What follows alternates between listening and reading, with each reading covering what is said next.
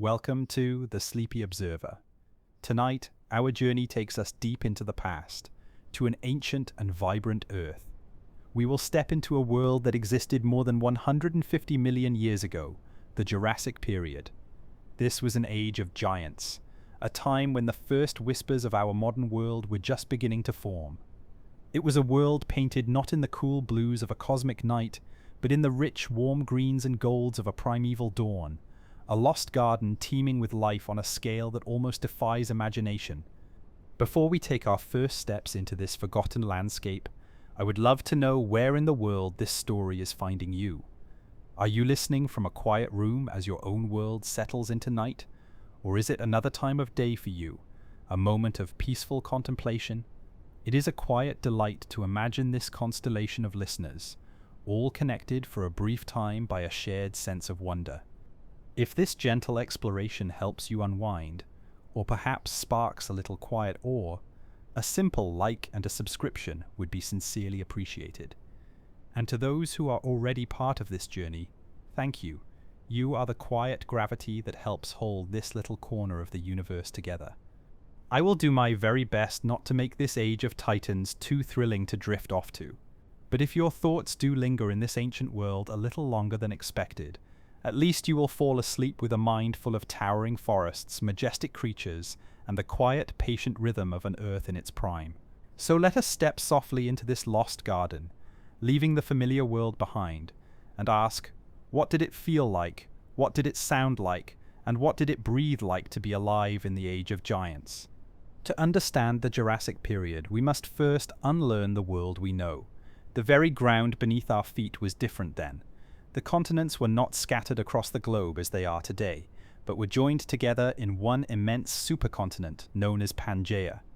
Although by the time the Jurassic was in full swing, this great landmass had already begun the slow, inexorable process of rifting apart. New oceans like the young Atlantic were starting to form, their waters slowly filling the growing gaps between the continents. The coastlines were unfamiliar, the mountains were in different places, and the sheer scale of this single, connected land meant that climates and ecosystems were profoundly different from our own. This was a greenhouse world. There were no polar ice caps, and temperatures across the planet were significantly warmer and more stable than they are today. The atmosphere itself was richer, with higher concentrations of both oxygen and carbon dioxide. This atmospheric blend, fueled by immense volcanic activity and the vast expanse of plant life, had a powerful effect. The higher oxygen levels may have allowed life, particularly insects, to grow to enormous sizes, while the abundant carbon dioxide nourished a world that was almost entirely covered in lush, vibrant green. Let us step, in our minds, into a Jurassic forest. The air is warm and heavy with moisture, thick with the scents of damp earth, resinous pines, and decaying ferns. The light is a soft, dappled green, filtering through the canopies of trees that are both alien and strangely familiar. There are no flowers, not a single petal, not a whisper of floral fragrance. The age of flowers had not yet begun. Instead, the landscape is dominated by vast forests of conifers, similar to modern pines and redwoods, alongside ancient and beautiful trees like ginkgos and immense palm-like cycads. The forest floor is a deep, soft carpet of ferns, mosses, and horsetails, an unbroken sea of green that stretches in every direction. The sounds, too, are different. There is no bird song as we know it, for true birds had only just begun their evolutionary journey. Instead, the air buzzes with the hum of ancient insects, perhaps dragonflies with wingspans as wide as a modern seagull. There is the gentle rustle of leaves, not from a soft breeze, but from the passage of some small unseen creature through the undergrowth. And in the distance, a low, resonant call echoes through the trees, a sound unlike anything on Earth today. It is here, in this primeval garden, that we meet the true rulers of this world, the dinosaurs. The Jurassic was their golden age, a time when they diversified into a breathtaking array of forms and sizes, filling nearly every ecological niche on land. But to truly feel the spirit of this age, let us first look to the giants. Emerging from the tree line, its head held high above the canopy, is a creature so vast it seems less an animal and more a living mountain. A sauropod, perhaps a brachiosaurus, stands calmly in a sunlit clearing. Its long, graceful neck, a masterpiece of biological engineering, allows it to browse on the high leaves of the tallest conifers, a food source inaccessible to almost any other creature. It moves with a slow, deliberate grace, each footfall a soft, heavy thud on the forest floor. It is not a monster, not a raging beast of old films, but a peaceful herbivore, a patient gardener of this ancient world, its entire day governed by the simple, quiet rhythm of eating. The sheer scale of such a creature is difficult to comprehend. These were the largest animals to ever walk the earth, some stretching longer than a blue whale, their hearts powerful engines that had to pump blood all the way up their towering necks. To exist, they required an immense amount of food, and they spent nearly every waking moment stripping foliage from the trees around them. In the skies above, another form of life holds dominion. Pterosaurs, flying reptiles with leathery wings, soar on the warm thermal currents. Some are small and nimble, darting through the air to snatch insects, while others are great, soaring giants with wingspans that would rival a small airplane. They are not birds, but a separate and equally successful branch of the reptile family tree, and in the Jurassic skies they are the undisputed masters of flight. And beneath this veneer of peace, in the shadows of the ferns and the deeper parts of the forest, the predators wait. A creature like Allosaurus, a large, powerful carnivore, moves with a hunter's quiet confidence. It too is an observer, watching the herds of plant-eaters, looking for a sign of weakness. The young, the old, the unwary. Life in the Jurassic was a constant and quiet negotiation between the hunters and the hunted, a delicate balance that played out every day across the sprawling landscapes of Pangaea. This, then, is the world we will be exploring. It is not just a land of dinosaurs, but a complete and complex biosphere. In the pieces to come, we will wander through its dense forests and across its wide, open floodplains. We will dive into its warm, shallow oceans, home to immense marine reptiles that were every bit as formidable as the dinosaurs on land. We will meet the smaller creatures that lived in the shadows of the giants, the early, shrew-like mammals, the quick, agile lizards, and the insects that filled the air. We will listen to its sounds, imagine its scents, and feel the warmth of its ancient sun. We will observe the slow and patient unfolding of life in a world that for a time knew a kind of perfect green stability.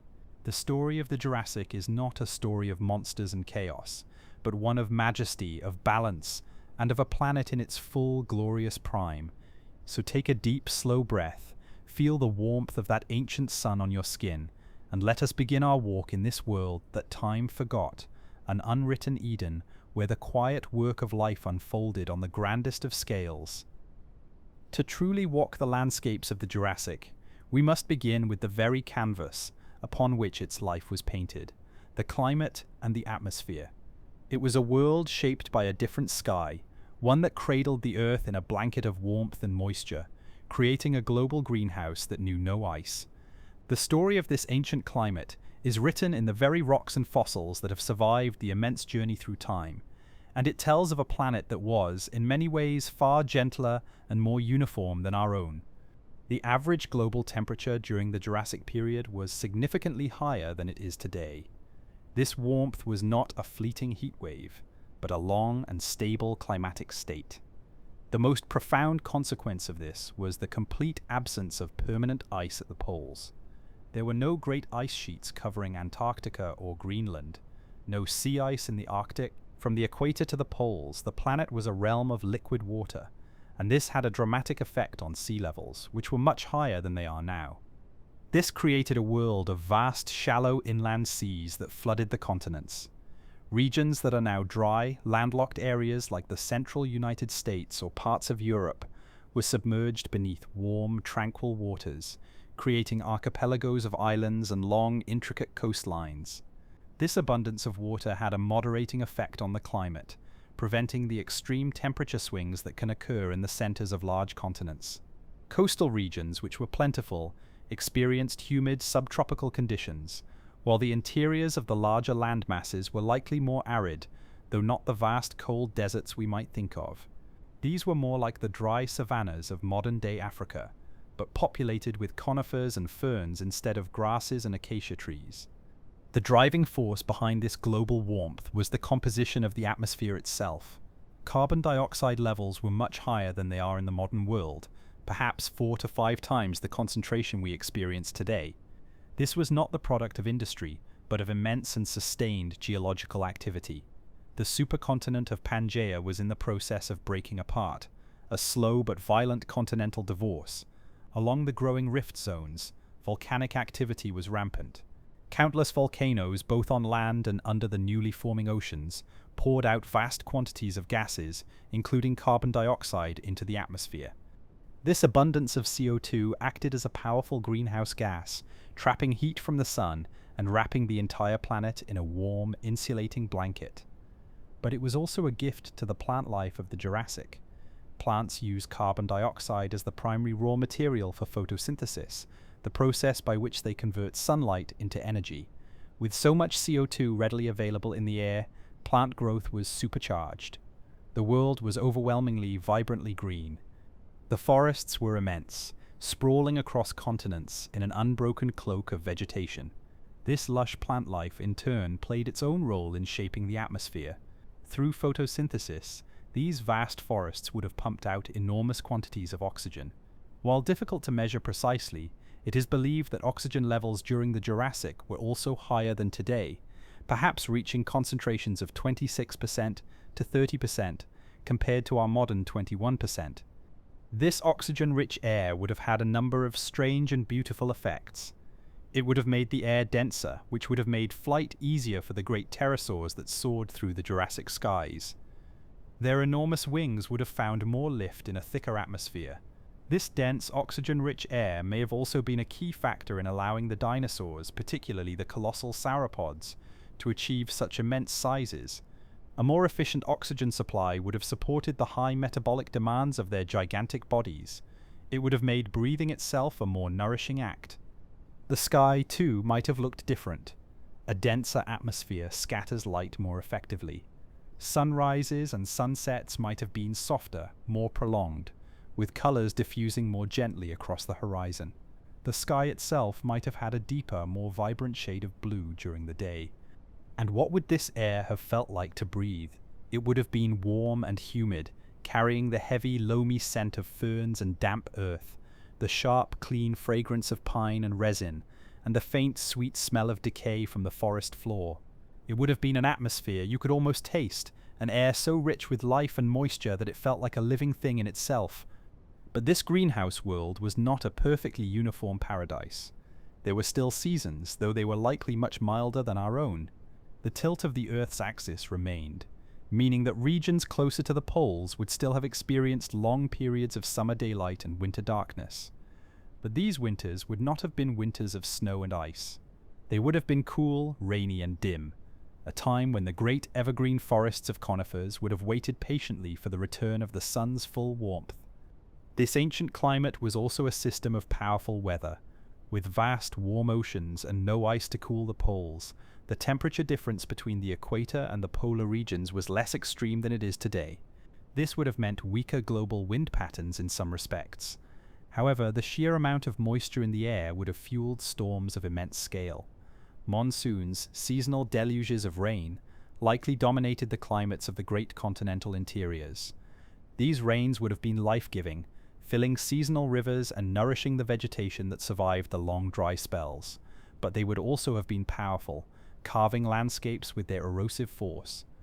In this warm, wet, and oxygen-rich world, life was not just possible, it was supercharged. The conditions were perfect for growth on a grand scale.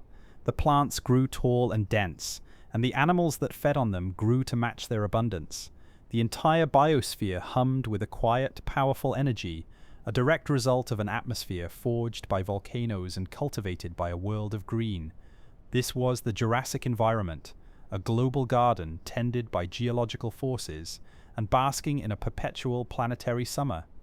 It was a world that in its climatic serenity and atmospheric richness seems almost like a dream to us now, a lost and gentler age.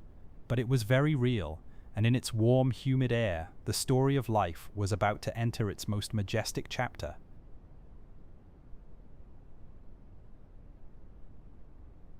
With the warm, oxygen-rich air on our faces and the soft, humid scents of a world in its prime, let us now step deeper into the great forests of the Jurassic. The first thing an observer from the modern world would notice is not what is here, but what is not. There are no flowers, there are no orchids, no roses, no daisies, no fields of wildflowers painting the meadows in vibrant strokes of color. The great and beautiful explosion of flowering plants was still tens of millions of years in the future. The Jurassic was a quieter, more stoic world of green and brown, its beauty found not in the fleeting blush of a petal, but in the enduring and majestic architecture of its plant life. This was the age of the gymnosperms, plants that bear their seeds naked and exposed, often in cones, and their more ancient cousins, the spore producers. They were the silent architects of this world, a kingdom of trees and ferns that had perfected the art of thriving without the need for bright colors or sweet nectar. Let us wander among them and meet the true masters of this primeval garden. Dominating much of the landscape, especially in the warmer, drier regions, were the cycads. To our modern eyes, they might look like short, squat palm trees, but they are a far older and entirely different lineage. Imagine a thick, woody trunk, often scarred with the patterns of old leaves, crowned with a rosette of stiff, leathery, and often sharp, feather-like fronds. They grew with a deliberate, ancient slowness, some species taking centuries to reach their full height. Cycads were not producers of soft fruits, but of large, striking cones that would sit in the center of their leafy crowns. These cones, carrying their seeds, were a crucial food source for some dinosaurs, but their tough, fibrous leaves were a meal only for the most specialized and powerful herbivores. Towering above all else were the great conifers. These were the living skyscrapers of the Jurassic world, ancestors of our modern pines, firs, and sequoias. But the Jurassic conifers were a diverse and magnificent group in their own right, some reaching heights that would dwarf many of the tallest trees alive today. Imagine standing at the base of a great araucaria-like tree, its trunk a massive, rugged column of bark, its branches beginning high above, forming a dense canopy that blots out much of the sky. The forest floor beneath these giants would be a place of deep, perpetual twilight, cool and damp. The air would carry the sharp, clean scent of resin, the same fragrance that still fills our pine forests today. These trees were the primary browsers for the great long-necked sauropods, their high foliage providing an endless buffet for those who could reach it. Wandering through the more open, sunlit parts of the forest, we might encounter another botanical treasure, the ginkgo. Today, the ginkgo tree is often called a living fossil, a solitary survivor of a once great and widespread lineage. But in the Jurassic, ginkgos were common and diverse, their distinctive fan-shaped leaves fluttering in the warm breeze. They were hardy, resilient trees, capable of surviving in a range of climates, and their soft, fleshy seeds, though perhaps foul-smelling as they are today, would have been another valuable source of food. But the true heart of the Jurassic forest floor belonged to the ferns. Unfurling in an endless and beautiful variety of shapes and sizes, they formed a thick, unbroken carpet of green beneath the taller trees. From delicate, feathery fronds that trembled with the slightest movement, to great, towering tree ferns with crowns that rose several meters into the air, the understory was a world of their own. It was a place of deep shade, of constant humidity, where the soft, earthy smell of decaying plant matter was ever present. This layer of ferns was not just decoration, it was a crucial part of the ecosystem, providing shelter for small animals, retaining moisture in the soil, and contributing to the rich humus that nourished the entire forest. In a world without flowers, how did these plants reproduce? The conifers, cycads, and ginkgos relied on cones and the wind. They produced vast quantities of fine, light pollen, casting it into the air in great clouds, hoping that by sheer chance, some of it would find its way to a female cone on another tree. It was a strategy of abundance, a great and inefficient gamble, but in these dense and sprawling forests, it was a gamble that paid off. The ferns and their allies, the horsetails and club mosses, used an even more ancient method, spores. These tiny, single-celled reproductive units, lighter than dust, would be released from the undersides of their fronds and carried on the air or by water, hoping to land in a suitably damp place to begin the next generation. To walk in this world would be to be immersed in an ocean of green. It was a landscape of texture and form, of the spiky crowns of cycads, the soft filigree of ferns, and the towering rugged bark of ancient conifers.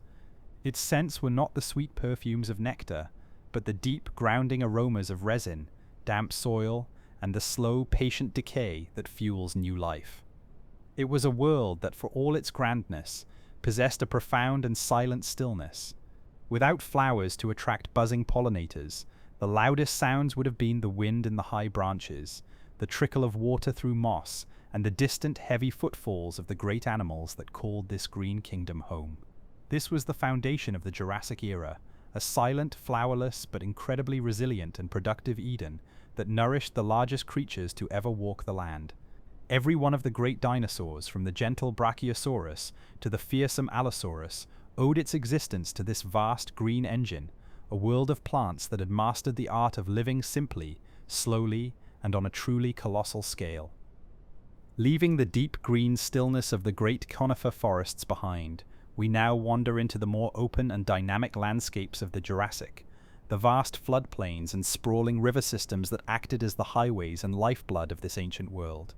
It was here, in these sunnier, more open spaces, that many of the most iconic dinosaurs gathered. The air feels a little lighter here, the horizon wider, and the sense of scale, if it were possible, becomes even more profound. These were not landscapes of quiet solitude, but of immense herds, of constant vigilance, and of a rich and vibrant interplay between water, land, and the colossal life that they supported. The rivers of the Jurassic were not the tame, channeled waterways we might see today. They were wide, slow-moving, and prone to dramatic seasonal shifts.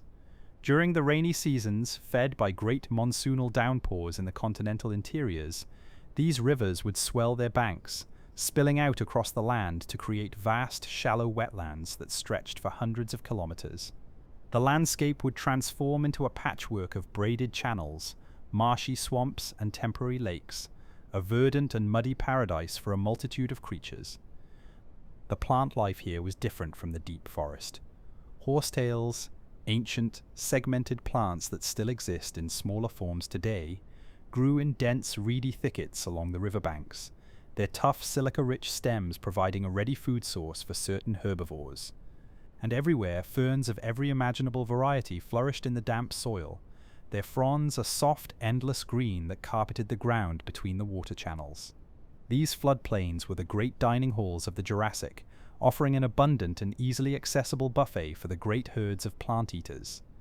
It is here that we might witness one of the most awe-inspiring sights of the primeval world, a herd of sauropods on the move. Imagine dozens of them, from the towering Brachiosaurus with its giraffe-like posture to the immensely long Diplodocus, its whip-like tail stretching for meters behind it.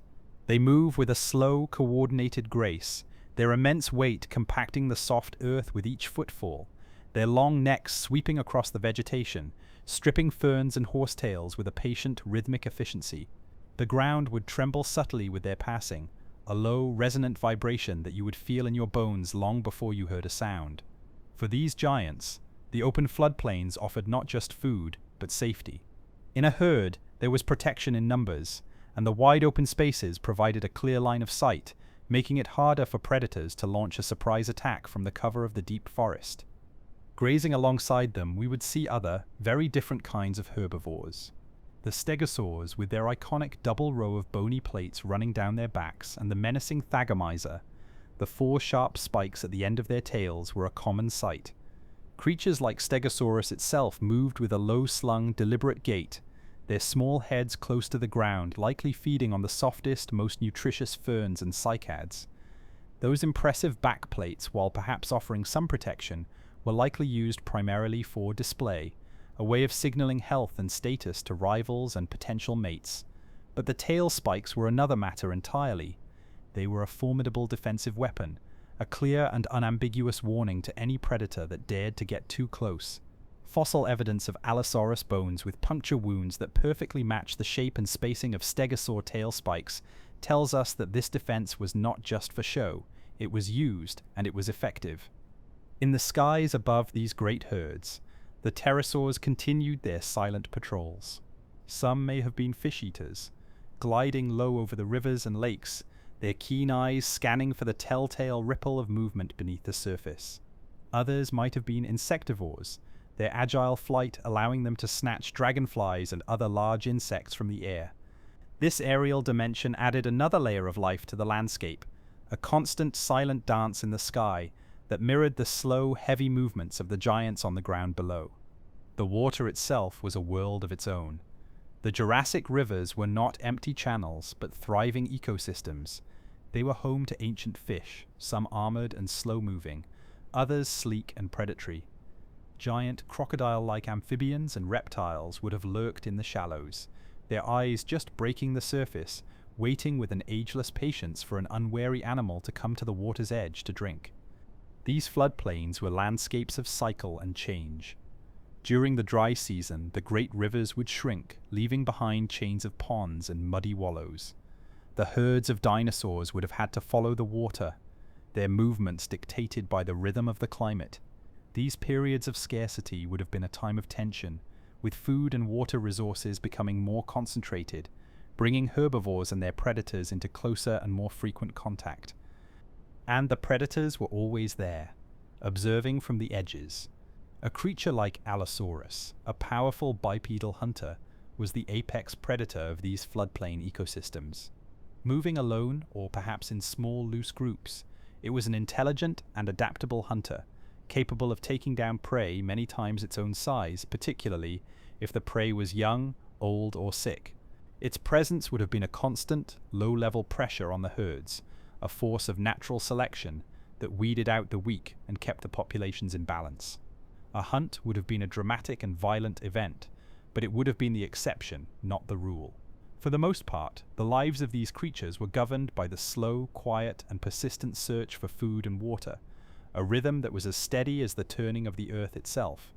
To stand on the edge of a Jurassic floodplain at sunset would be to witness a scene of profound and primeval peace. The warm light of the setting sun would catch the backs of the great sauropods, turning them into dark, majestic silhouettes. The air would cool, and a gentle mist might begin to rise from the warm waters of the river. The deep, guttural calls of unseen creatures would echo across the landscape. It was a world in perfect dynamic balance, a grand and self-sustaining garden where the sheer abundance of life was the most breathtaking feature of all. Beyond the sunlit plains and dense forests, the Jurassic world stretched further, giving way to an equally vibrant and, at times, more mysterious realm, the ancient oceans. The breakup of the supercontinent Pangaea was not just reshaping the land, it was giving birth to new seas. As the continental plates slowly pulled apart, forming vast rift valleys, warm, shallow waters flowed in, creating intricate epicontinental seas that spread far into the interiors of the land masses. This new aquatic tapestry became a haven for marine life, teeming with creatures as magnificent and varied as their land-dwelling counterparts. To fully appreciate the Jurassic, we must now dive beneath these gentle waves. Imagine slipping beneath the warm, sun-dappled surface of a Jurassic ocean. The water is clear, tranquil, and teems with life. Schools of ancient, bony fish, many of which would look familiar to us, dart through submerged forests of algae. But what truly captures the imagination here are the great marine reptiles, the silent hunters that dominated these ancient seas. They were not dinosaurs, but a separate, highly specialized lineage of reptiles that had returned to the water and evolved into apex predators, every bit as formidable as the large theropods on land. Foremost among these were the ichthyosaurs, often called fish lizards because of their striking resemblance to modern dolphins.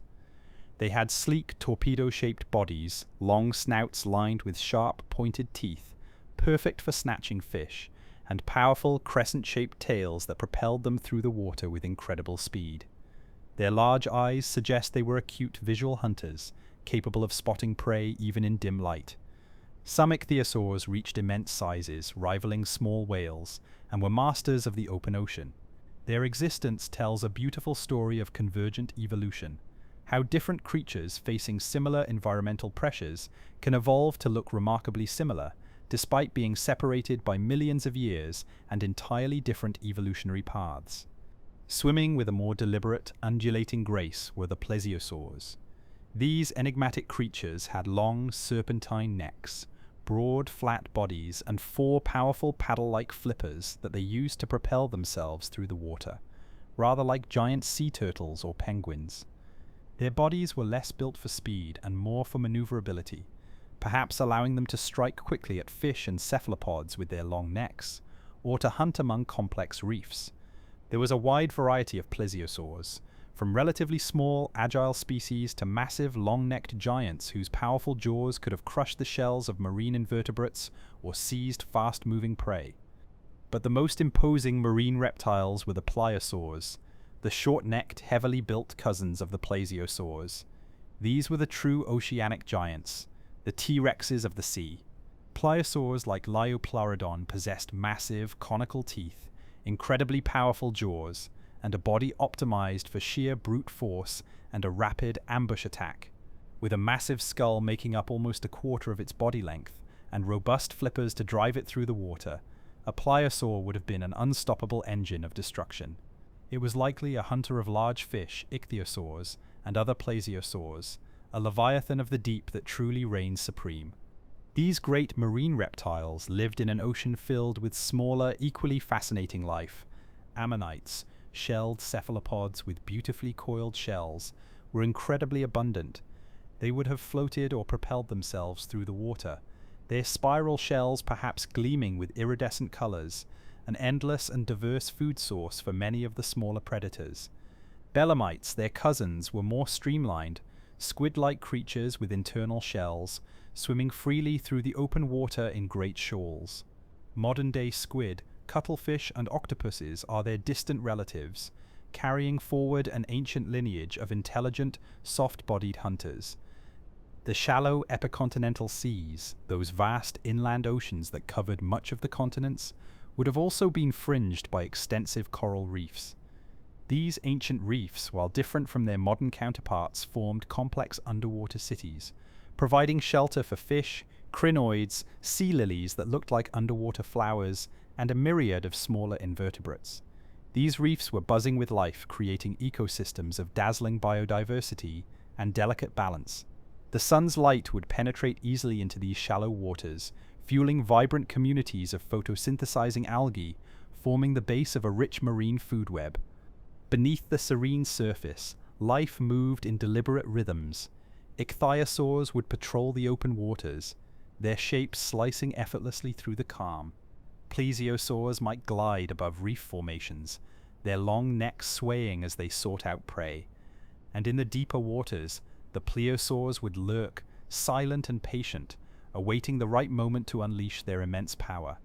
This was a world without our great whales or dolphins, but it had its own titans, its own graceful swimmers, and its own hidden ecosystems, all evolving in perfect ancient harmony.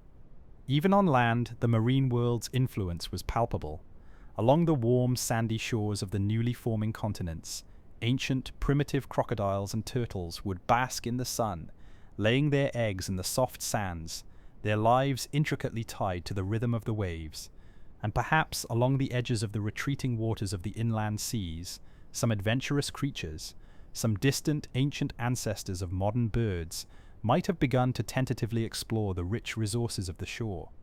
This ancient ocean was not just a body of water, it was a character in the story of the Jurassic, a vast blue stage for a majestic cast of characters. It pulsed with life, with ancient energies, and with the patient, unhurried flow of evolution, constantly shaping new forms, new hunters, and new ways of living beneath the gentle caress of its timeless waves. To spend a moment observing this liquid realm is to understand that the Jurassic was not solely a story of land giants, but of a balanced, interconnected planet where life, in all its myriad forms, sought new horizons both on land and in the deep, vast oceans. While the giants roamed the plains and great reptiles swam the seas, a quieter, more secretive story of survival was unfolding in the shadows of the Jurassic world. This was the age of the first mammals. Far from the proud and diverse group that dominates the planet today, the mammals of the Jurassic were small, often nocturnal, and lived their lives with a cautious and humble persistence. To us, they might have looked more like shrews, mice, or opossums, but in their small frames they carried the evolutionary spark that would, many millions of years later, give rise to a new age of life. Let us shrink our perspective, leaving the towering sauropods behind, and descend to the soft, damp floor of the fern-filled forest. The world at this level is a different place entirely. It is a land of intricate textures, of fallen logs covered in moss, of the delicate tracery of roots, and the rustle of unseen things in the deep leaf litter. The air is heavy with the scent of decay and new growth, and it is here, in the dim, perpetual twilight beneath the ferns, that we might catch a glimpse of our own most distant relatives. Imagine a small, furry creature, perhaps no bigger than a mouse, darting from the cover of a rotting log. Its large eyes, accustomed to the dark, scan the surroundings with a nervous energy. Its twitching nose tastes the air, searching for the scent of its next meal, or the faint, musky odor of a predator. This creature, a mammal like Morganucodon or Megazostrodon, was a marvel of adaptation for a life lived on the margins. It had fur for warmth, an important innovation in a world where not all creatures were yet fully warm-blooded. It had specialized teeth, incisors, canines, and molars, allowing it to tackle a more varied diet than the simple peg-like teeth of many reptiles. And most importantly, it was likely an endotherm, a creature that generated its own body heat, an internal furnace that allowed it to stay active in the cool of the night. This nocturnal lifestyle was not just a preference, it was a strategy for survival. The Jurassic day belonged to the dinosaurs. They were larger, stronger, and faster. To compete with them directly would have been impossible. So, our mammalian ancestors ceded the daylight hours to the ruling reptiles and carved out a niche for themselves in the darkness. While the dinosaurs slept or became less active in the cooler temperatures, the forest floor and lower branches of the trees would have come alive with the scuttling, rustling, and climbing of these small, warm-blooded creatures. Their diet would have been opportunistic and varied. They were primarily insectivores, using their sharp teeth to crunch through the hard exoskeletons of beetles, and their quick, nimble movements to snatch up ancient crickets and other invertebrates that thrived in the damp undergrowth. Some may have also fed on worms, snails, or the unguarded eggs of small dinosaurs and lizards. In a world of giants, their food was small, but it was abundant. To a dinosaur, one of these tiny mammals would have been barely a mouthful, a fleeting, insignificant presence. But from our perspective, looking back through the long corridor of time, these creatures were profoundly significant. They were already developing the traits that would define the mammalian lineage. They likely cared for their young, nursing them with milk, a uniquely mammalian invention that ensures a rich, reliable food source for newborns. They had larger brains relative to their body size than most reptiles, a feature that would become a hallmark of our own class. Their keen senses of hearing and smell, honed by a life in the dark, were also more advanced than those of their dinosaur contemporaries. The world they inhabited was a sensory tapestry woven from scents and sounds rather than sight. The soft crunch of a beetle underfoot, the faint scuttling of a lizard on a tree trunk, the distant, low thud of a sauropod's footstep. These were the signals that told them whether to hide or to hunt. Their entire existence was a lesson in quiet, cautious observation. In this sense, these early mammals were already embodying the spirit of the sleepy observer. They were creatures of the night, their lives defined by listening, by smelling, by paying attention to the subtle whispers of their environment. They could not afford to be loud or conspicuous. Their survival depended on their ability to remain unseen, to move with a quiet and deliberate grace, and to understand the intricate ecosystem of the forest floor with an intimacy that a giant, towering sauropod could never know. They were not, however, the only small creatures in the undergrowth. A rich and varied world of other animals lived alongside them. Lizards, some looking quite similar to those we see today, would have darted across sunlit rocks.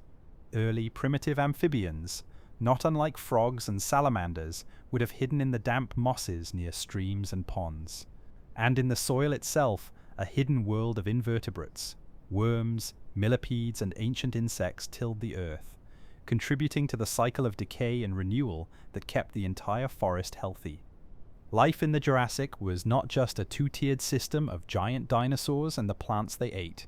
It was a deeply complex and layered ecosystem, with every level from the top of the conifer canopy to the deepest layers of the soil, filled with its own unique inhabitants. The small nocturnal mammals were a crucial part of this system. By controlling insect populations, they played a role in the health of the forest, and by serving as an occasional food source for smaller predatory dinosaurs, they were themselves a link in the intricate food web. To spend a night in the Jurassic, observing this hidden world, would be to see a different kind of drama unfold. The loud, grand story of the dinosaurs would give way to a quieter, more subtle narrative of scurrying feet, of quick, darting movements in the shadows, and of the constant humming energy of a world that never truly slept. And in that quiet, nocturnal world, the future was being written. While the dinosaurs reigned in the sun, our own most distant ancestors were patiently biding their time in the dark, surviving, adapting, and carrying within their small, warm bodies the genetic promise of a whole new age to come. While the great sauropods browsed the high canopies and the stegosaurs patrolled the fern-filled clearings, a very different kind of drama was unfolding on two legs. This was the world of the theropods, the bipedal, mostly carnivorous dinosaurs that represented the pinnacle of Jurassic predation. From the lithe and agile hunters of the forest floor to the great and fearsome lords of the floodplain, these creatures were the driving force of evolution, the quiet pressure that kept the herds on the move and shaped the very anatomy of their prey. To observe them is to witness a masterclass in ancient hunting, a ballet of power, strategy, and patience. Let us first meet the undisputed king of the Jurassic Plains, Allosaurus, standing on two powerful hind legs with a massive skull full of long, sharp, serrated teeth. Allosaurus was the apex predator of its time and place. Adults could reach lengths of up to 12 meters, making them a formidable and intimidating presence. But Allosaurus was not a creature of brute force alone. Its skeleton tells a story of a surprisingly athletic and adaptable hunter. Its skull, while massive, was also fenestrated, meaning it had large openings that made it lighter without sacrificing much of its strength. This would have allowed Allosaurus to move its head with speed and agility, delivering powerful, slashing bites. Unlike the bone-crushing jaws of the later Tyrannosaurus rex, the bite of Allosaurus was weaker but more precise. Some paleontologists believe its hunting strategy may have involved using its skull like a hatchet, delivering a rapid series of deep, open wounds with its teeth, and then waiting for its large prey to weaken from blood loss. It was a strategy of shock and awe, not a crushing grip. Its arms, while much larger than those of T-Rex, were still relatively short, but they were powerfully built, each ending in 3 great curving claws. These were likely not just for show. They could have been used to grasp and hold on to struggling prey, particularly smaller dinosaurs, or to tear into the flesh of a carcass. To watch an Allosaurus on the hunt would be to see a creature of intense and focused energy. It would move with a low predatory crouch, its long muscular tail held out stiffly behind it for balance. It would have used cover, the edges of forests, the tall thickets of ferns, to approach its prey with as much stealth as its large size allowed. The final attack would have been a burst of surprising speed, a swift and powerful lunge designed to end the encounter as quickly as possible. Energy was a precious currency, and a prolonged, difficult hunt was a risky investment. But Allosaurus was not the only hunter on the plains. A variety of other theropods filled different ecological niches, creating a complex and layered predatory ecosystem. In the same environments, a creature like Ceratosaurus would have roamed. Slightly smaller than Allosaurus and distinguished by a prominent blade-like horn on its snout, and a pair of smaller horns over its eyes, Ceratosaurus was likely a hunter of medium-sized dinosaurs, and perhaps even a scavenger of carcasses left behind by larger predators. Its most notable feature was its deep, flexible tail, which may have made it a more adept swimmer than Allosaurus, possibly allowing it to hunt along riverbanks and in marshy wetlands. And in the shadows, an even smaller and more nimble class of predators operated. The Coelurosaurs were a diverse group of lightweight, fast-running theropods, the ancestors of the later dromaeosaurs, the raptors, and even of birds. Jurassic Coelurosaurs like Ornitholestes, bird robber, were likely hunters of small prey, lizards, early mammals, and the young of other dinosaurs. They were built for speed and stealth, their long legs and agile frames allowing them to dart through the undergrowth with a silent and deadly grace. Their presence meant that danger in the Jurassic did not only come in large, obvious packages. Even the smallest creatures had to be constantly vigilant. This tiered system of predation created a world of constant, subtle pressure. The great sauropods may have had little to fear from a lone ornitholestes, but they were certainly wary of Allosaurus. The medium-sized herbivores, in turn, had to watch for both the great apex predators and the mid-sized hunters like Ceratosaurus, and the smallest creatures of the forest floor lived in a world where danger could come from any direction, from the swift pounce of a small theropod to the accidental, crushing footfall of a passing giant. This ever-present threat of predation was one of the great engines of evolution for the plant-eaters. The towering height and long necks of the sauropods were not just an adaptation for feeding, they also made them a difficult target for any predator to bring down. The armor plates and lethal tail spikes of the stegosaurs were a direct evolutionary answer to the sharp teeth and claws of the theropods. The large herds of many herbivorous dinosaurs were a behavioral defense, a strategy of safety in numbers. Every feature, from the speed of a gazelle-like ornithopod to the thick hide of a sauropod, was in some way a response to the quiet, relentless questioning of the hunters. Yet, to picture the life of a Jurassic predator is not to imagine a world of constant, bloody violence. Like all predators, they would have spent the vast majority of their time not hunting, but resting, observing, and conserving energy. A successful hunt might have provided enough food for several days or even weeks. In the quiet aftermath of a meal, an Allosaurus might lie in the shade of a ginkgo tree, its great body still, its breathing slow and deep, the only movement the gentle rise and fall of its chest. In these moments of calm, they were not monsters, but simply another part of the ecosystem, another player in the great, intricate dance of energy transfer. Their lives, like all lives, were a balance between the fierce and the serene, the urgent chase and the long, quiet wait. And in their silent, watchful presence, the Jurassic world found its equilibrium. Let us imagine ourselves on a high, sun-warmed cliff overlooking a vast, shallow Jurassic Sea. The air is warm and carries the salty tang of the ocean. In the skies above, pterosaurs of all shapes and sizes are at play. Far out over the water, a creature like Pterodactylus itself, a small, agile pterosaur with a wingspan of about a meter, darts and weaves through the air.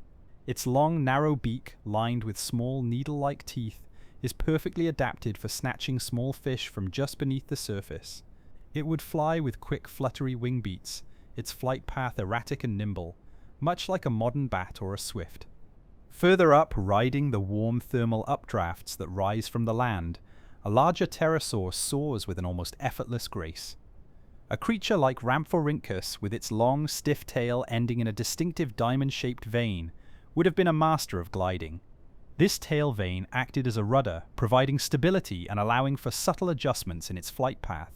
Its long, forward-pointing teeth suggest it was also a fish-eater, perhaps making long, gliding patrols over the open water, its keen eyes scanning the depths for any sign of a meal. To watch it hang in the air, its wings held out almost perfectly still against the deep blue of the sky, would be to see a creature in perfect harmony with the currents of the atmosphere. The sky of the Jurassic was not an empty canvas waiting for birds to arrive. It was a vibrant and dynamic kingdom in its own right, ruled by a remarkable and diverse group of flying reptiles, the pterosaurs. These were not dinosaurs, nor were they the ancestors of birds. They were a separate and ancient lineage, the very first vertebrates to achieve powered flight, taking to the air millions of years before any other creature with a backbone. To spend a day observing the Jurassic skies is to witness a world of leathery wings, of silent, soaring gliders, and of agile, airborne hunters that moved with a grace and mastery that would not be seen again until the evolution of their feathered successors. The anatomy of a pterosaur was a study in lightweight design. Their bones were hollow and air-filled, much like those of modern birds. A perfect example of convergent evolution solving the same problem, the need to be strong but light, with the same elegant solution. Their bodies were also covered not in scales, but in a unique hair-like filament covering called pycnofibers.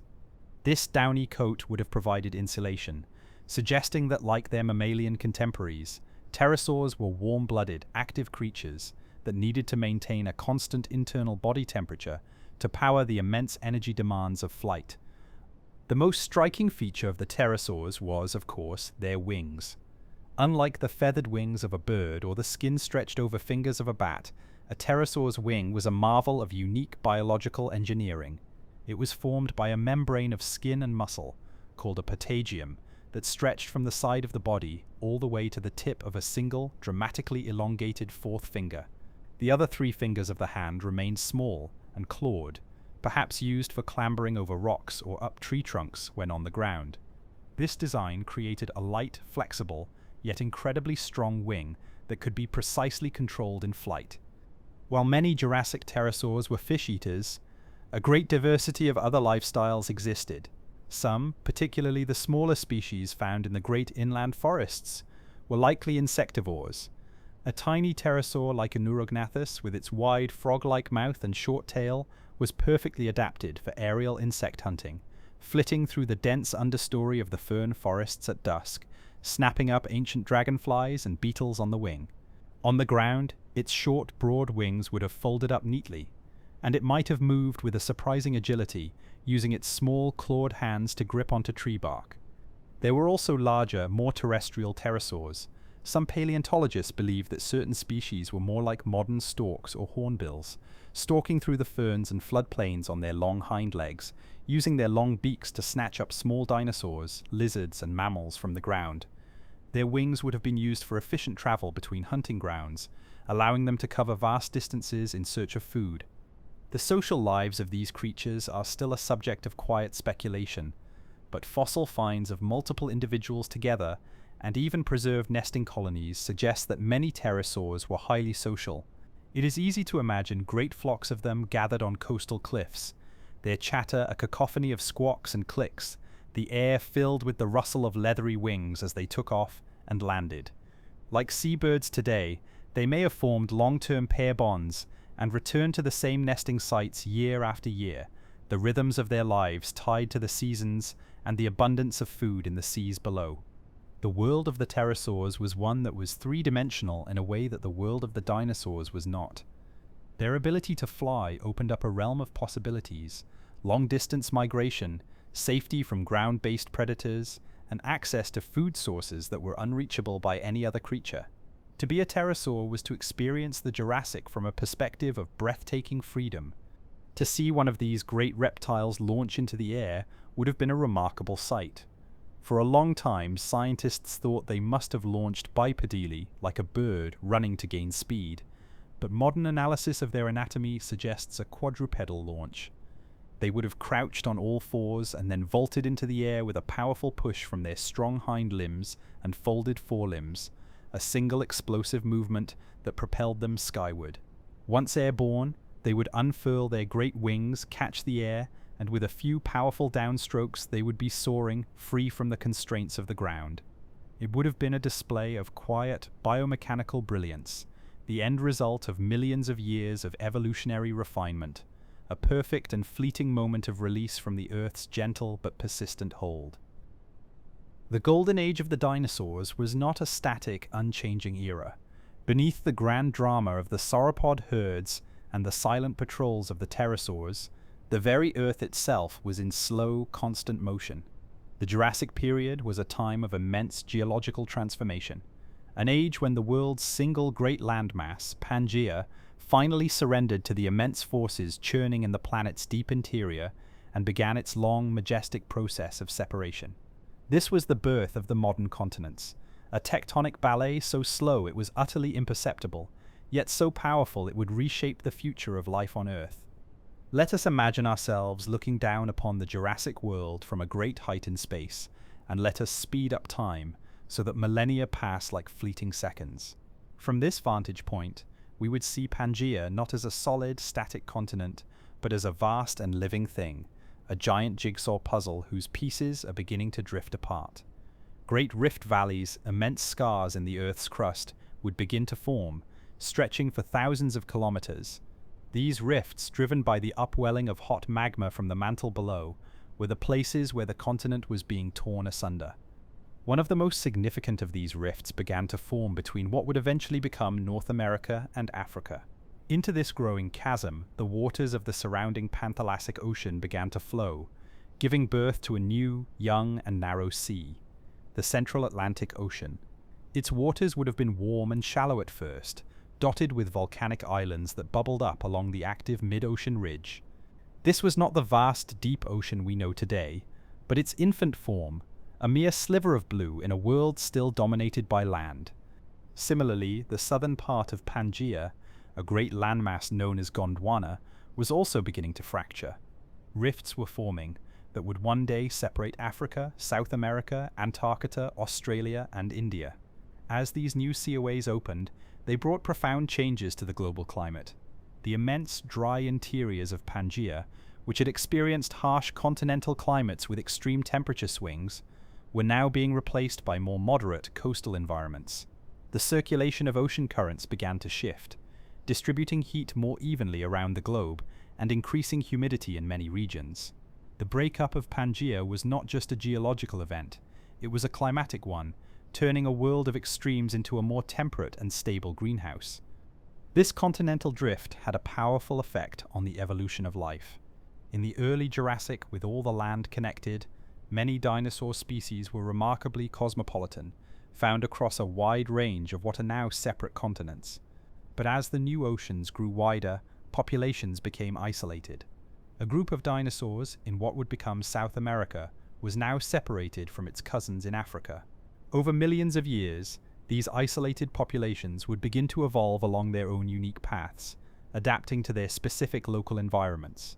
This geographic isolation was a great engine of diversification, a process that would lead to an even greater variety of dinosaur forms in the subsequent Cretaceous period. The slow, inexorable movement of the continents was quietly sculpting the tree of life. This geological restlessness was also a time of great volcanic activity. Along the newly forming mid-ocean ridges, lava continuously welled up, creating new oceanic crust in a silent, fiery process hidden beneath the waves. On land, the stretching and thinning of the continental crust in the rift zones gave rise to extensive volcanism. Great fields of lava, known as flood basalts, poured out across the landscape, burying vast areas under thick layers of black volcanic rock. The Karoo-Ferrar flood basalts, which erupted across what is now southern Africa, Antarctica, Australia, and South America, were one such immense event, their outpouring of gases likely contributing to the greenhouse climate and shaping the chemistry of the oceans. The world was not just breaking apart, it was being actively and energetically remade from below. Mountain ranges were also being born, along the western edge of what would become North America. The subduction of an oceanic plate beneath the continental plate was beginning to crumple the coastline, a process that would eventually give rise to the great mountain ranges of the North American Cordillera, including the Rocky Mountains. The Andes, too, began their long and slow uplift during this period. These new mountains would, in turn, create rain shadows, altering weather patterns and creating a more diverse tapestry of habitats, from wet forested slopes to dry inland basins. To be an observer of this geological drama would be to witness the Earth in one of its most creative and dynamic phases. There would be no sudden violent shifts, but a slow, almost imperceptible stretching, a quiet cracking, a gradual flooding. The ground itself would be humming with a deep and ancient energy. We would see coastlines changing shape over millennia, new islands rising from the sea, and mountain ranges slowly buckling upwards like wrinkles in a vast earthly skin. The Jurassic was not a static world, frozen in a single configuration. It was a period of profound transition. The legacy of this great continental breakup is all around us today. The shapes of the continents, the way the eastern coast of South America seems to fit so neatly into the western coast of Africa, are the preserved outlines of this ancient separation. The oceans that now divide our world were born in the fiery rifts of the Jurassic. The very ground we stand on, in many parts of the world, is made of rock that was forged in the heat of this great transition. The Jurassic was a time when the Earth began to look a little more like the world we know, but the process of its making was one of monumental and patient power, a silent planetary reshaping that set the stage for all that was to come. While the great geological dramas unfolded across the continents and colossal creatures ruled the land, the quieter and often overlooked architects of the Jurassic world were the insects and other arthropods. This was not the age of butterflies and bees. Those delicate pollinators had not yet evolved, but it was an age of titans in the insect world, a time when the oxygen-rich air and lush, sprawling forests provided the perfect conditions for these small creatures to achieve sometimes startling sizes and a global dominance.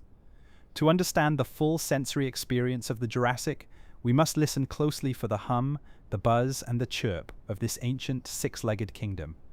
Let us once again shrink our perspective and kneel down on the damp, fern-covered forest floor.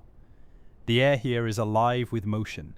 A great dragonfly-like insect, a member of the now extinct Meganisoptera, might dart past, its wings a blur of iridescent color. In earlier periods, these insects had reached sizes with wingspans of over 70 centimeters, and while their Jurassic descendants were somewhat smaller, they were still impressively large by modern standards, perhaps with wingspans rivaling those of a small bird. They were formidable aerial predators in their own right, their large, multifaceted eyes scanning the air for smaller flying insects, their powerful jaws ready to snatch prey in mid-flight. The sound of their wings would have been a low, resonant hum, a constant background note in the forest symphony. On the trunks of the great conifer trees and among the stiff fronds of the cycads, we would find a familiar and ancient order, the beetles. Beetles had already been on Earth for a very long time by the Jurassic, and they were incredibly diverse and successful. Some were wood borers, their powerful larvae chewing intricate galleries through the heartwood of fallen logs, playing a crucial role in the slow process of decay and nutrient recycling. Others were herbivores, munching on the tough leaves of the cycads, their hard exoskeletons providing a degree of protection against smaller predators. And still others were predators themselves, like the ancient relatives of our modern ground beetles, scurrying through the leaf litter in search of worms, snails, and other invertebrates. The sounds of the Jurassic night would have been dominated not by the calls of mammals or birds, but by the chirping and stridulating of ancient relatives of crickets and katydids. The quiet of the dusk would be broken by their rhythmic songs, males calling to attract mates, their calls echoing through the stillness of the fern-filled undergrowth. It was a simpler, more primal orchestra than the one we hear today, but it was music nonetheless, a chorus that had been playing in the Earth's forests for millions of years. One of the most significant roles insects played in the Jurassic was that of the great decomposers. In a world of such immense plant growth, the process of decay was vital. Without creatures to break down the endless accumulation of fallen leaves, dead wood, and other organic matter, the nutrients of the forest would remain locked up, unavailable for new growth. Cockroaches, already an ancient and resilient lineage, would have scurried across the forest floor, feeding on decaying plant material. Termites, too, were beginning their evolutionary journey, developing the social structures and wood-eating habits that make them such effective, if sometimes notorious, recyclers today. The collective work of these countless small creatures was a quiet but essential service that kept the entire ecosystem healthy and in balance. The high oxygen content of the Jurassic atmosphere, while allowing for some large insect sizes, also made the world incredibly flammable. Wildfires, likely sparked by lightning strikes in the dry seasons, would have been a common and powerful force. These fires would have raged through the great conifer forests, clearing vast areas and creating a mosaic of burnt and unburnt patches across the landscape. Yet, even in this destruction, insects played a role. Certain species of beetles are specialized to seek out burnt wood, their larvae thriving in the fire-killed trees. They are nature's own salvage crew, arriving in the aftermath of a fire to begin the long, slow process of breaking down the dead wood and returning its nutrients to the soil. The relationship between plants and insects was also evolving in fascinating ways. While true pollination was not yet a widespread strategy, some insects were likely already playing a role as accidental pollinators. As beetles clambered around in the cones of cycads and conifers, feeding on pollen, some of that pollen would have inevitably stuck to their bodies and been transferred to other cones, assisting in the plant's reproduction. It was the very first tentative step in a partnership that would, in the following Cretaceous period, blossom into one of the most successful coevolutionary relationships in the history of life. To be a small creature in this world of giants would have been a life of constant peril and abundant opportunity. Every step for a beetle on the forest floor was taken in the shadow of the colossal feet of a sauropod. Every flight for a dragonfly was undertaken in a sky where a hungry pterosaur might be gliding. But the world was also full of food, of shelter in the form of rotting logs and deep leaf litter, and of countless niches that were too small for the great dinosaurs to even notice. It is a beautiful thought that for every great and majestic sauropod that we remember and reconstruct, there were trillions upon trillions of these smaller, humbler creatures, living out their lives with an equal and often more frantic intensity. They were the hidden engines of the Jurassic, the quiet gears of the ecosystem that kept the forests growing, the soil fertile, and the great chain of life connected. Without them, the world of the dinosaurs would have been a far less vibrant and perhaps an unsustainable place. The gentle hum of their wings and the quiet rustle of their movements were the true, constant heartbeat of this ancient green world. As our slow and gentle journey through the Jurassic world begins to draw towards its close, let us now turn our gaze to the final chapter of this remarkable era. The Jurassic Period, for all its majesty and stability, was not a timeless, unchanging Eden. Like all geological ages, it was a finite act in Earth's long play, a period of flourishing that would inevitably give way to a new set of conditions, a new cast of characters, and a new kind of world. The transition from the Jurassic to the subsequent Cretaceous period was not marked by a single catastrophic bang, but by a series of slow, profound, and global changes, a gentle and inexorable shifting of the planet's own foundations. The seeds of this change were sown in the very geological processes that had defined the Jurassic, the breakup of the supercontinent Pangaea. The rifting that had begun in the early Jurassic continued with a quiet and relentless momentum. The young Atlantic Ocean, which had been a mere sliver of water, continued to widen, pushing the newly forming continents of North America and Europe farther and farther apart. In the south, the great landmass of Gondwana was also continuing to fracture, with the land that would become India beginning its long, slow northward drift away from Antarctica and Australia, and South America and Africa continuing to separate. This ongoing continental reconfiguration had profound and far-reaching consequences for the global climate. As the continents spread apart and the new oceans grew larger, the circulation of ocean currents was dramatically altered. The simple, sluggish oceanic patterns of the Pangaean world were replaced by more complex, dynamic systems. These new currents began to transport heat around the globe in different ways, leading to more distinct and varied regional climates. While the world remained a greenhouse free of polar ice, the uniform warmth of the Jurassic began to give way to a climate that was more mosaic-like, with greater differences between the equator and the poles, and between coastal and inland regions. Volcanic activity, too, continued at a massive scale. As new oceanic crust was forged along the expanding mid-ocean ridges, vast quantities of gases, including carbon dioxide, continued to be released into the atmosphere, keeping greenhouse conditions prevalent. But the nature of this volcanism was shifting, with new hotspots and subduction zones creating volcanic chains that would alter landscapes and influence weather patterns in new ways. In the shallow seas, life was also in a state of quiet transformation. The great marine reptiles like the ichthyosaurs and plesiosaurs continued to thrive, but new forms were beginning to emerge. New types of bony fish, more modern in their appearance and anatomy, were becoming more common, and the great coral reefs were evolving, with new species of coral and other reef-building organisms creating even more complex and diverse underwater ecosystems. On land, the change was perhaps most beautifully heralded by the arrival of a new and revolutionary form of plant life. Somewhere, in some quiet, sunlit corner of the late Jurassic or early Cretaceous world, the very first flowering plants, the angiosperms, made their evolutionary debut. They were likely small, unassuming, perhaps like modern magnolias or water lilies, but they carried within them a biological innovation that would change the world forever. Their ability to attract animal pollinators and to encase their seeds in protective fruits was a strategy of unprecedented efficiency. While they were not yet a dominant force in the late Jurassic, their arrival marked the beginning of the end for the long, quiet reign of the gymnosperms. The world of green was about to be painted with a whole new palette of color. The dinosaurs, too, were not static. The classic Jurassic giants like the allosaurs, stegosaurs, and many of the great sauropods like Brachiosaurus would not survive into the Cretaceous. As their habitats changed, as the climate shifted, and as the new flowering plants began to alter the available food sources, these iconic creatures slowly faded from the scene.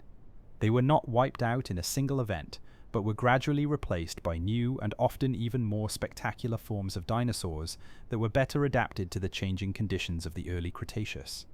The great sauropods would be succeeded by new titans like the titanosaurs. The stegosaurs would give way to the armored and club-tailed ankylosaurs, and the allosaurs would be replaced by new apex predators, including the fearsome carcharodontosaurs and, eventually, the most famous of them all, Tyrannosaurus rex. The cast of characters was changing.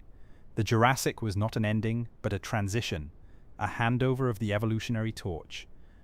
To be an observer in this late Jurassic world would be to feel a subtle but undeniable sense of a chapter drawing to a close.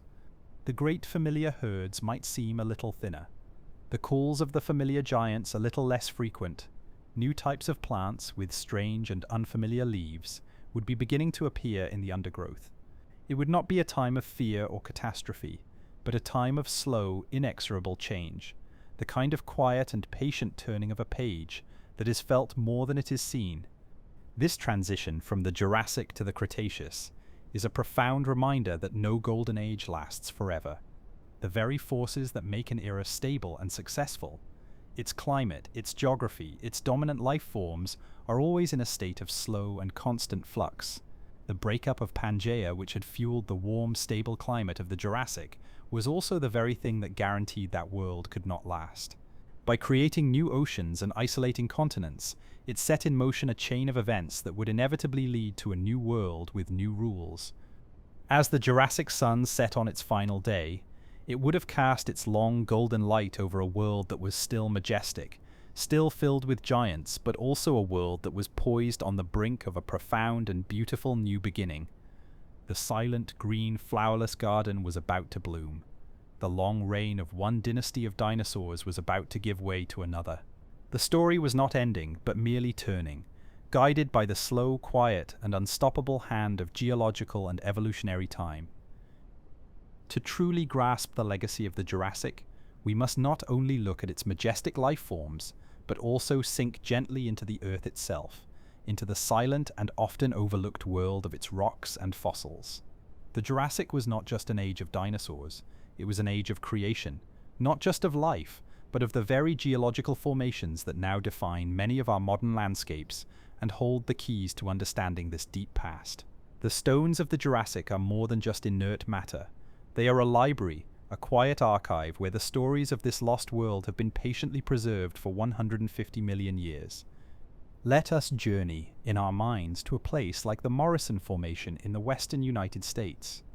Today, it is a landscape of arid badlands, of sun-baked hills and canyons painted in beautiful shades of red, grey, and purple. But in the late Jurassic, this was a vast floodplain, a sprawling, well-watered savanna-like environment, crossed by meandering rivers that flowed from a chain of newly rising mountains to the west. It was here that many of the most famous Jurassic dinosaurs, Allosaurus, Stegosaurus, Diplodocus, and Brachiosaurus, lived and died. When these great creatures perished, their immense bodies were sometimes washed into the slow-moving rivers or buried in the soft mud of the floodplains. Over time, layers of sediment, sand, silt, and volcanic ash from the distant mountains gently covered their remains, protecting them from the elements and from the gnawing jaws of scavengers. This rapid burial was the first and most crucial step in the long, slow miracle of fossilization. Deep beneath the surface, as millions of years passed, the sediments hardened into rock, sandstone, mudstone, and shale. Water, rich in dissolved minerals, seeped through the porous bones of the buried dinosaurs. Slowly, almost molecule by molecule, the original organic material of the bone was replaced by silica and other hard minerals. The shape, the texture, the very essence of the bone was preserved, but its substance was transformed into stone.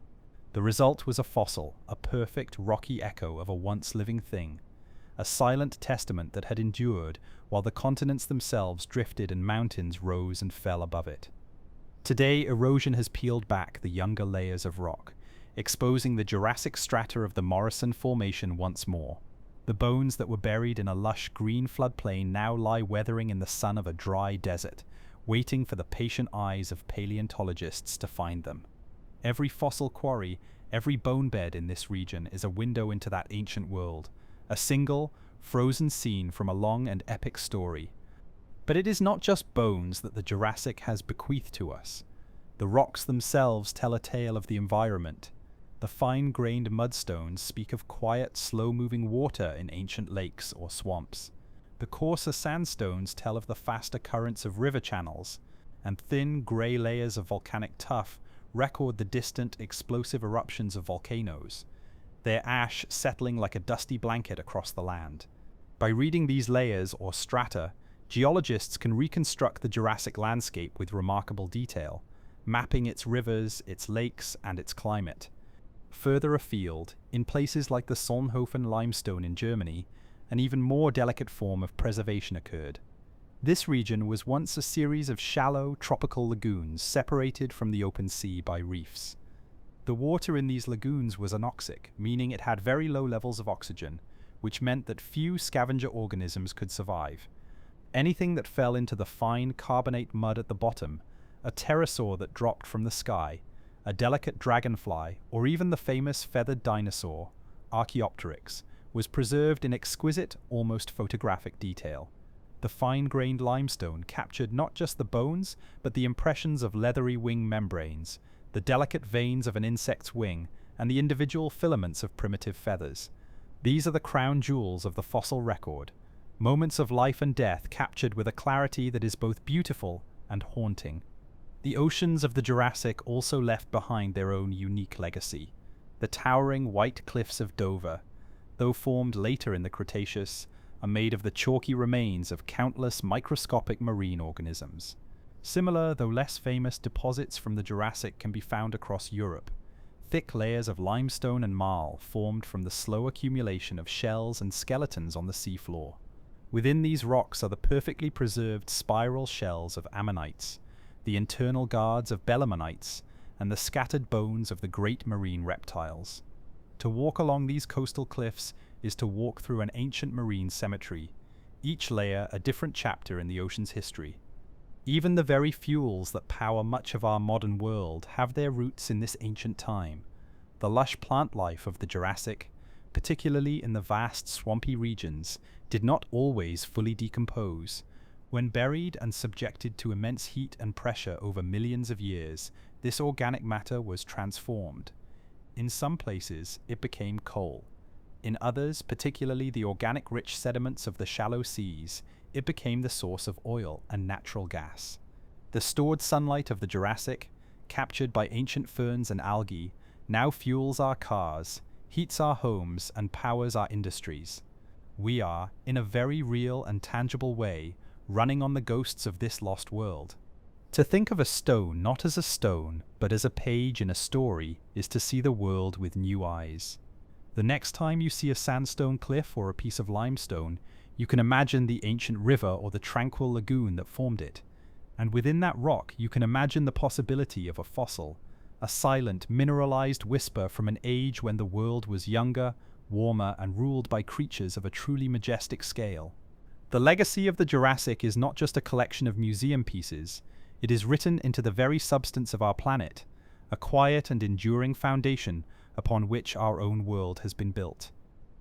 As we have journeyed through this ancient world, it becomes clear that the Jurassic was more than just a parade of individual creatures and majestic landscapes. It was a complex, interconnected, and beautifully balanced ecosystem. Life in this era, like life in our own, was governed by a quiet and intricate web of relationships, a delicate dance of energy, and a constant, subtle conversation between the living and their environment. To truly observe the Jurassic is to see this web, to appreciate the whole living, breathing system. The foundation of this entire world was, as it is today, the sun, but the primary currency of that solar energy on land was the vast and resilient kingdom of plants. The great conifer forests, the fern-choked undergrowth, and the cycad groves were the engines of the Jurassic biosphere. They were the great producers. tirelessly converting sunlight, water, and carbon dioxide into the organic matter that would fuel all other life. The sheer biomass of this vegetation was staggering, creating an energy budget of immense proportions, a planetary feast laid out for any creature that could find a way to partake. This feast gave rise to the Age of Giants. The evolution of the sauropods, the largest land animals of all time, was only possible because of the incredible productivity of the Jurassic flora. These creatures were walking, breathing processes of plant matter, their entire existence dedicated to the slow and steady consumption of leaves and stems. Their massive guts were giant fermentation vats, housing colonies of microbes that would have helped to break down the tough, fibrous plant material. A single, large sauropod would have consumed hundreds of kilograms of food every single day, a river of green flowing through a living mountain. In turn, their immense size and their constant grazing would have shaped the very forests they lived in, creating clearings, pruning branches, and dispersing seeds, acting as the great unwitting gardeners of their world. This abundance of herbivores supported, in turn, a tiered and sophisticated structure of predators. The apex hunters like Allosaurus were the regulators of this system.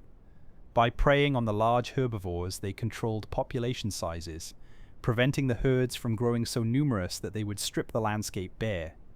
Predation was not an act of cruelty, but one of balance. The health of the entire ecosystem depended on this quiet and sometimes violent negotiation between the hunter and the hunted. The great circle of life, of energy flowing from plant to herbivore to carnivore, was the fundamental rhythm of the Jurassic. But this system was far more complex than a simple chain. Within it, countless smaller loops and connections were at play. In the soil, as we have seen, a hidden world of insects, worms, and microbes worked tirelessly as decomposers, breaking down fallen wood, dead leaves, and the remains of animals. They were the humble and essential recyclers, ensuring that the precious nutrients locked up in organic matter were returned to the soil, where they could be taken up once more by the roots of the great trees. Without these silent workers, the forests would have eventually choked on their own debris, and the entire system would have ground to a halt. In the skies, the pterosaurs added another layer of complexity. As fish-eaters, they formed a bridge between the marine and terrestrial ecosystems. Nutrients harvested from the sea could be brought inland to their nesting colonies, enriching the coastal soils with their droppings. As insect eaters, they helped to control the populations of the teeming insect life, a vital service in a world buzzing with six-legged creatures. The marine ecosystem was its own parallel universe, equally intricate. At its base were the microscopic algae and plankton, the grass of the sea capturing sunlight in the warm, shallow waters. These were fed upon by a host of small creatures, from shelled ammonites to shoals of fish, which in turn supported the great marine reptiles. The graceful ichthyosaur, the long-necked plesiosaur, and the mighty plesiosaur were all part of a food web that was as complex and balanced as any on land. The balance of the oceans was a constant dance of predator and prey, a silent, swirling choreography in the deep. This idea of a balanced ecosystem also extends to the less dramatic, more subtle interactions. Symbiotic relationships were likely common. Small cleaning fish might have serviced the great marine reptiles, just as cleaner wrasse do for larger fish today. Certain small dinosaurs or pterosaurs might have lived in a close relationship with the giant herbivores, feeding on the insects that were stirred up by their passage. And deep in the soil, the roots of the great trees were almost certainly engaged in a symbiotic partnership with mycorrhizal fungi, exchanging sugars for nutrients in a hidden underground marketplace that supported the health of the entire forest. Life in the Jurassic was not a collection of individuals, but a community. To see it as a whole is to see it as a single, sprawling organism, with the forests as its lungs, the rivers its arteries, the dinosaurs its great roaming cells, and the soil its living, breathing gut. Every part was connected to every other part, sometimes directly, sometimes in ways that were subtle and indirect. The fall of a conifer needle in a deep forest could, through a long and winding chain of cause and effect, ultimately contribute to the health of an Allosaurus hunting on a distant plain. To observe this interconnectedness is to feel a sense of profound and serene order. This was not a world of chaotic monsters in a constant roaring battle for survival, as it is sometimes portrayed. It was a world that had, over millions of years, found its equilibrium. The rhythms were slow, the changes gradual, and the balance for a time was held in a state of majestic perfection. The quiet munching of a stegosaur, the silent soaring of a pterosaur, and the patient waiting of an allosaurus were all part of the same grand, harmonious system, a living, breathing planet in its glorious ancient prime. As our slow walk through the Jurassic world draws to a close, it is worth pausing in the soft golden light of its setting sun to reflect on the legacy this age has left behind. The dinosaurs, the pterosaurs, and the great marine reptiles are long gone, their majestic forms now preserved only as stone and memory. Yet the world they inhabited, the slow and profound transformations they were a part of, have not vanished without a trace. The Jurassic Period was not an isolated, disconnected chapter in Earth's history. It was a foundational age, a time when many of the patterns and players of our modern world first began to take shape. Its echoes are all around us, in the very ground we walk on, in the creatures that share our world, and even in the quiet whispers of our own genetic heritage. Perhaps the most visible and enduring legacy of the Jurassic is geological. The breakup of the supercontinent Pangaea, which so defined the era, set the continents on the long, slow journeys that would eventually lead them to their present positions. The Atlantic Ocean, born as a narrow, shallow seaway in the heart of the Jurassic, has been widening ever since. To look at a map of the world today is to see the end result of a process that began in the age of the sauropods. The shapes of our modern continents are a living testament to that ancient tectonic dance. The great mountain ranges of the world also have their roots in this period. The first gentle rumblings of the Andes and the Rocky Mountains began with the subduction of oceanic plates during the Jurassic. Though they would not reach their current majestic heights for many tens of millions of years, the seeds of their uplift were sown then. The rock forged in Jurassic volcanoes and the sediments laid down in its ancient seas now form the layers that are exposed in the canyons and peaks of our modern world. The climate of the Jurassic, that warm, stable greenhouse, also left behind a profound inheritance. For a period of over 50 million years, the world was a temperate paradise, free of ice. This long summer had a deep and lasting impact on the evolution of life, favoring creatures that could thrive in warmth and humidity. But it also left behind a more tangible legacy in the form of fossil fuels. The immense sprawling forests and the rich algal blooms of the Jurassic oceans did not always fully decompose. When buried under layers of sediment, their stored solar energy was transformed over millions of years into the deposits of coal, oil, and natural gas that have powered our own industrial age. In a very real sense, the light of the Jurassic sun still warms our homes and moves our cars, a ghostly and finite inheritance from a world that has long since vanished. Biologically, the legacy of the Jurassic is even more intimate. Though the great dinosaurs are gone, their evolutionary descendants are all around us. One small lineage of feathered theropod dinosaurs survived the great extinction that came at the end of the subsequent Cretaceous period, and they diversified into the breathtaking array of creatures we now call birds. Every sparrow that flits to a bird feeder, every eagle that soars on the high winds, every penguin that navigates the cold southern seas is a living dinosaur, carrying a direct genetic link to the age of the giants. Their feathers, their hollow bones, their efficient respiratory systems, all are heirlooms from their Jurassic and Cretaceous ancestors. To listen to the song of a bird is to hear a distant melodic echo from a world we thought was lost to silence. Our own lineage, that of the mammals, also carries the memory of the Jurassic in its very being. For the entirety of that long age, our ancestors were small, nocturnal creatures, living cautiously in the shadows of the dinosaurs. This long period of living on the margins shaped us profoundly. It honed our senses of hearing and smell, it made us warm-blooded and adaptable, and it perhaps even gave us the larger, more complex brains that would, one day, allow us to become observers of the universe. We are the descendants of the survivors, the small and humble creatures who bided their time in the dark while the giants ruled the day.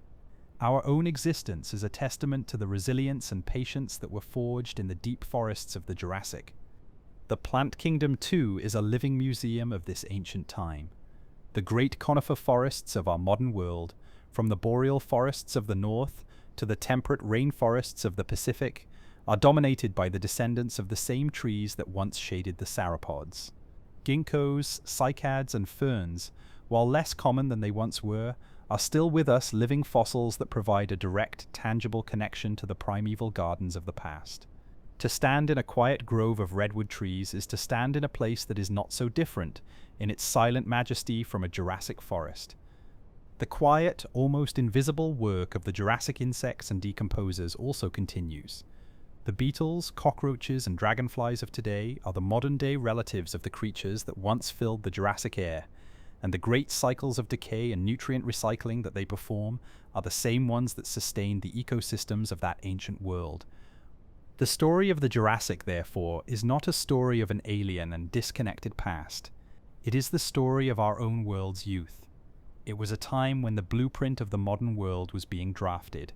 The continents were taking shape, the oceans were forming, and the great evolutionary lineages of both birds and mammals were beginning their long and patient journeys. To reflect on the Jurassic is to feel a sense of deep time, a humbling awareness of the immense and slow-moving forces that have shaped our planet. The world we inhabit did not spring into being fully formed. It is a product of billions of years of change, of construction and destruction, of endings and new beginnings. The Jurassic was a pivotal chapter in that story, a long and stable summer that allowed life to flourish on an unprecedented scale, and whose legacy is so deeply embedded in our world that we often fail to see it. It is in the coal we burn, the birds we hear, the continents we live on, and the very bones that give our own bodies structure. The Jurassic is not gone. It is simply sleeping, its memory preserved in stone, and its spirit carried forward in the continuing, quiet unfolding of life on Earth. And so, our long and quiet journey through the Jurassic period comes to an end. We have walked among its towering, flowerless forests, stood on the banks of its great meandering rivers, and gazed upon the majestic herds of its giant inhabitants. We have felt the warmth of its ancient sun, and breathed the richness of its oxygen-filled air. We have sailed its shallow seas, and hidden in the shadows of its fern-filled undergrowth. Now, as the soft golden light of our imaginative day fades, we return to our own time, carrying with us the gentle echoes of this lost and beautiful world. We began our exploration with a question. What was Earth like in the age of giants? The answer we have found is not one of chaos and monsters, but one of profound and delicate balance. It was a world in a state of serene and majestic equilibrium, a global greenhouse where life, for a time, flourished under a blanket of warmth and abundance. It was a world where the quiet, patient work of plants laid the foundation for the largest creatures to ever walk the land, and where the air itself was a testament to a planet in its vigorous prime. To think of the Jurassic is to think of scale.